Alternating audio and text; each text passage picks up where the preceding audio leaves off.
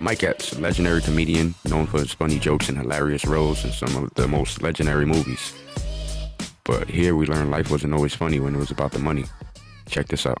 Man, I'm gonna look in the camera and say this. We got a special segment on this show called the 7 p.m. moment. This is that point in your life, personal or professional, where you at a fork in the road, a moment where the choice you make sends you down a specific path. You have to be locked in and trust your next step. What was your 7 p.m. moment? My 7 p.m. moment in my life or tonight, because it's about 8:30 now. I was just over there smoking with y'all about 7.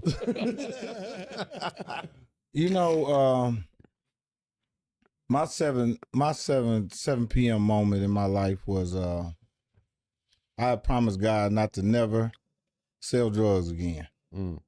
I wasn't good at it. Shout out to the people who bought drugs from Mike Epps. I know they're still telling that story and people don't believe him. That's crazy. I failed at it. And that was one thing that I regretted doing, was selling drugs, because I was so confused. You know, I sold it to people that I wasn't supposed to sell it to.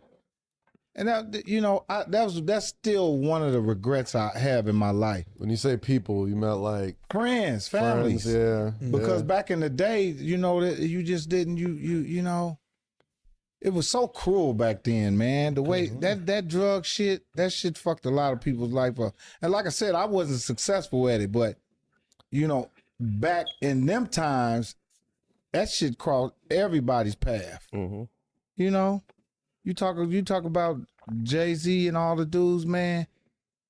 Unfortunately, everybody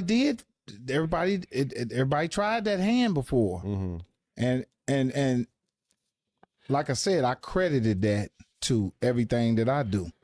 That's what gave me the courage to get up and move out of town. Because guess what? That's what it was when you were selling drugs back in the day. That's what you would do. You would go out of town.